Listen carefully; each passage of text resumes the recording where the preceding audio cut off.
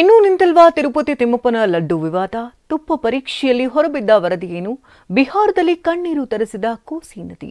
ಅಯೋಧ್ಯೆಯಲ್ಲಿ ವೈಭವದ ನವರಾತ್ರಿ ಆಚರಣೆಗೆ ಭರದ ತಯಾರಿ. ಈ ಸುದ್ದಿಗಳನ್ನು ನೋಡೋಣ ಸಮಗ್ರ ನ್ಯೂಸ್ ಟಾಪ್ನಲ್ಲಿ. ಆಂಧ್ರಪ್ರದೇಶದ ತಿರುಮಲದ ತಿಮ್ಮಪ್ಪನ ಸನ್ನಿಧಾನದಲ್ಲಿ ಎಸ್ಐಟಿ ಅಧಿಕಾರಿಗಳ ತಂಡ ಕಲಬೆರಕೆ ಪ್ರಸಾದ ತನಿಖೆ ಚುರುಕುಗೊಳಿಸಿದ್ದಾರೆ. ಲಡ್ಡು ಪ್ರಸಾದಕ್ಕೆ ಬಳಸುವ ಮೊದಲೇ ತಿರುಮಲದ ಹಿಟ್ಟಿನ ಗಿರಣಿಯಲ್ಲಿದ್ದ ತುಪ್ಪವನ್ನ ಲ್ಯಾಬ್ನಲ್ಲಿ ಪರೀಕ್ಷಿಸಿದ್ದಾರೆ. ಲಡ್ಡು ಪ್ರಸಾದ ತಯಾರಿಕೆಗೆ ಕಲಬೆರಕೆ ತುಪ್ಪ ಬಳಸಲಾಗಿದೆ ಅಂತ ಸಿಎಂ ಚಂದ್ರಬಾಬು ನಾಯ್ಡು ಆರೋಪಿಸಿದ್ರು. ಅಲ್ಲದೆ ಈ ಬಗ್ಗೆ ತನಿಖೆಗೆ ಎಸ್ಐಟಿ ರಚಿಸಿದ್ದರು.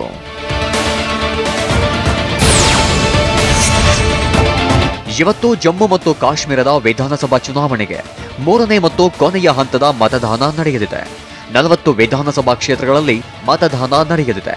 ಈ ಹಿನ್ನೆಲೆ ಉದಂಪುರದಲ್ಲಿ ಚುನಾವಣಾ ಸಿಬ್ಬಂದಿ ಇವಿಎಂಗಳೊಂದಿಗೆ ತಮ್ಮ ತಮ್ಮ ಮತಗಟ್ಟೆಗಳಿಗೆ ತೆರಳಿದ್ರು.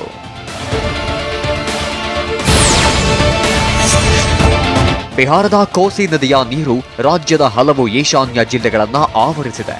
ಪ್ರವಾಹದಿಂದಾಗಿ ಜನಜೀವನ ಅಸ್ತವ್ಯಸ್ತವಾಗಿದೆ. ಸುಪೌಲ್ನಲ್ಲಿ ಪ್ರವಾಹದಂತಹ ಪರಿಸ್ಥಿತಿಗಳಿಂದ ಜನ ಪರದಾಡುವಂತಾಗಿದೆ.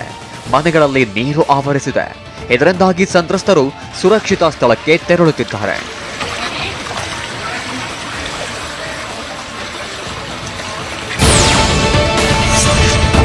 ತೆಲಂಗಾಣ ರಾಜ್ಯದ ಹಲವೆಡೆ ಮಳೆಯಾರ್ಭಟ ಮುಂದುವರೆದಿದೆ. ರಾಜಧಾನಿ ಹೈದರಾಬಾದ್ನಲ್ಲೂ ವರುಣ ಅಬ್ಬರಿಸಿದ್ದರಿಂದ ಜನಜೀವನ ಅಸ್ತವ್ಯಸ್ತವಾಗಿದೆ. ವಾಹನ ಸವಾರರು ಮಳೆಯಿಂದ ಪರದಾಡುವಂತಾಯಿತು.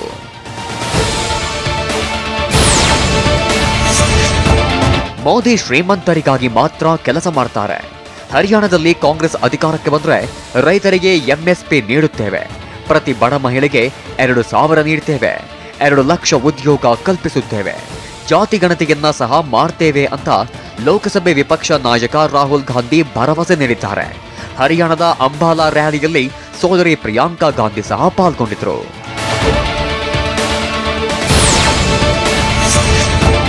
ಕಲಾವಿದರು ಅಸ್ಸಾಂ ಗುವಾಹಟಿಯಲ್ಲಿ ದುರ್ಗಾ ಮೂರ್ತಿಗಳನ್ನ ತಯಾರಿಸುತ್ತಿದ್ದಾರೆ.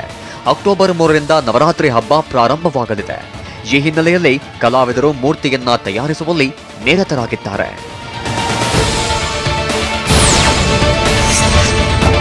ಅತ್ತ ಉತ್ತರ ಪ್ರದೇಶದ ಅಯೋಧ್ಯೆಯಲ್ಲೂ ನವರಾತ್ರಿ ಹಬ್ಬದ ಸಿದ್ಧತೆ ಭರದಿಂದ ಸಾಗ್ತಿದೆ.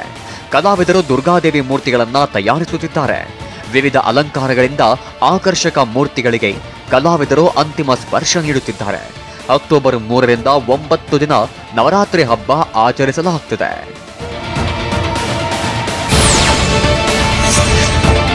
ಚಹಾ ತೋಟದ ಕಾರ್ಮಿಕರಿಗೆ ಶೇಕಡ 20% ಬೋನಸ್ಗೆ ಒತ್ತಾಯಿಸಿ ಟ್ರೇಡ್ ಯೂನಿಯನ್ನ ಪಶ್ಚಿಮ ಬಂಗಾಳದ ಡಾರ್ಜಿಲಿಂಗ್ನಲ್ಲಿ ರಾಷ್ಟ್ರೀಯ ಹೆದ್ದಾರಿಯನ್ನ ತಡೆದಿದೆ.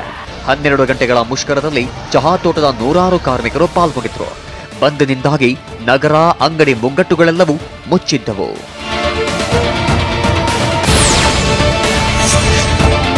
ನಮ್ಮ ತಂಡವು ಉತ್ತಮ ಪ್ರದರ್ಶನ ನೀಡುತ್ತಿದೆ, ಹಾಗಾಗಿ ನಾವು ಸಾಕಷ್ಟು ಪದಕಗಳನ್ನ ಗೆಲ್ಲುತ್ತಿದ್ದೇವೆ.